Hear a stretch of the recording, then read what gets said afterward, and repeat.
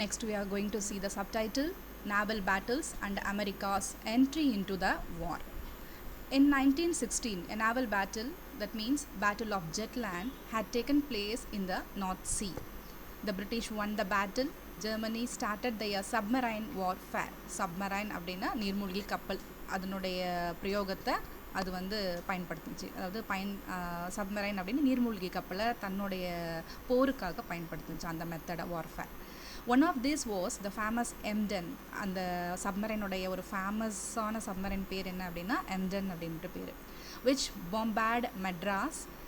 The Germans proclaimed in January 1917 that they would sink even neutral ships in certain water. This meant all ships in British waters would be targets for German submarines. Lusitania, an American ship, Lusitania அப்படிங்கிறது அமெரிக்காவினுடைய ship பேர் அது, was torpedoed by a German submarine. தாக்குதலுக்கு உள்ளாக்கப்பட்டது German submarine, அதாவது ஜெர்மனியுடைய நீர்மூழ்கி கப்பலினுடைய தாக்குதலுக்கு உள்ளாக்கப்பட்ட America ஷிப்பினுடைய பேர் என்ன அப்படின்னா லுசிட்டானியா அப்படின்ட்டு பேர். President Wilson declared war against Germany in April 1917. America's entry with its enormous resources made Allied victory a foregone conclusion. So here some of the pictures are given to you, which has been called as the warfare ships, as called the Emden and the sinking of Lusitania. அதாவது எம்டன் அப்படிங்கிற the famous submarine warfare-ஐயும் நீங்கள் இந்த பிக்சரில் பார்க்குறீங்க. அதே மாதிரி German சப்மரைனால் தாக்குதலுக்கு உள்ளாக்கப்பட்ட American ship லுசிட்டானியா அப்படிங்கிற அந்த ஷிப்பையும் நீங்கள் பக்கத்தில் பார்க்குறேன். அண்ட் நெக்ஸ்ட் ஒன், ஜெர்மன் சப்மரைனுடைய ஸ்பெஷாலிட்டி பார்த்திங்க அப்படின்னா German submarines were extremely effective during March and April 1917. about 600 merchant ships were sunk.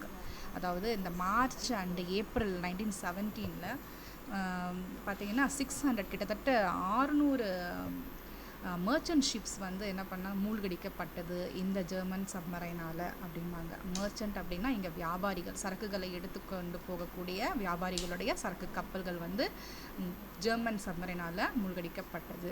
சரி, அதாவது அமெரிக்கா சரக்கு கப்பல்கள், அமெரிக்காவை சேர்ந்த கப்பல் கிட்டத்தட்ட 600 அந்த merchant ships were sunk because of a German submarine. And next subtitle we are going to see about the armistice and the Treaty of Versailles.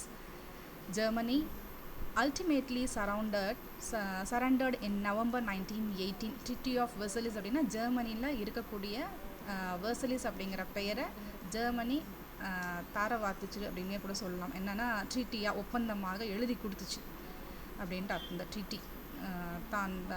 அதாவது ஒரு தோல்வி அடைந்த நாடு வெற்றி அடைந்த நாடுக்கு வந்து என்ன பண்ணுமா போரில் அந்த ஒரு ஒப்பந்தத்தின் பெயரில் ஒரு அந்த பிளேஸை வந்து எழுதி கொடுத்துருவாங்க. It is called as treaty of Versailles in Germany which has given by German side. Germany was forced to accept harsh terms by the political situation at home with the abdication of the Kaiser. Next subtitle peace conference in Paris. பாரிஸ்க்கு இந்த மாதிரியான உலகம் முழுக்க இருக்கக்கூடிய நாடுகளில் ஒரே சண்டைகளாகவும் போராகவும் இருக்குது. அதனால் ஒரு பாரிஸில் வந்து ஒரு பீஸ் கான்ஃபரன்ஸுக்கு ஒரு ஏற்பாடு பண்ணாங்க. It was took place in the year 1919 in the month of January. Woodrow Wilson, USA, belonged to USA, and Lloyd George, Prime Minister of England, and Clemenceau, Prime Minister of France, played a vital role in the deliberation. On 28th June 1919, the peace treaty was signed in the Hall of Mirrors at Versailles. அதாவது இந்த piece, இந்த சமாதான மாநாடு, இந்த சமாதானத்தினுடைய meet வந்து எங்கே நடந்துச்சு அப்படின்னா ஜெர்மனியில் இருக்கக்கூடிய வெர்சலிஸ் அப்படிங்கிற அந்த இடத்துல ஹால் ஆஃப் மிரர்ஸ் அப்படிங்கிற அந்த ஒரு பிளேஸில் நடந்துச்சு. And next we are going to see about the subtitle provisions of the treaty. Germany was found guilty of starting the war and to pay reparation for the losses suffered. The Reparation Commission decided on 6,600 million pounds to be paid in installment. இதெல்லாமே வந்து அந்த ஒப்பந்தத்தில் என்னெல்லாம் Germany தன்னால் முடிந்த அளவுக்கு செய்யணும் அப்படிங்கிற விஷயங்கள் இங்கே ஒரு கிட்டத்தட்ட ஒரு 10 பாயிண்ட்ஸாக கொடுத்துருக்காங்க. You have to refer this. The second point, the German army was to be limited to 1 lakh men. the union of Austria and Germany was forbidden. அப்படின்னா ஆஸ்திரியாவுக்கும் ஜெர்மனிக்கும் இருந்த அந்த நல்லுறவு கசப்பாக மாறுனுச்சு.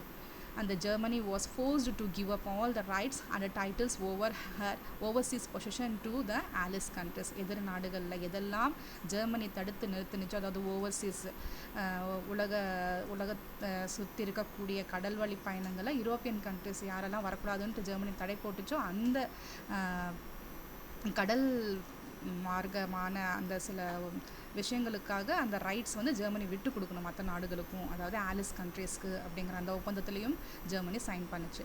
Germany was forced to revoke the treaty of Brest Litovsk with Russia and Bucharest and Bulgaria.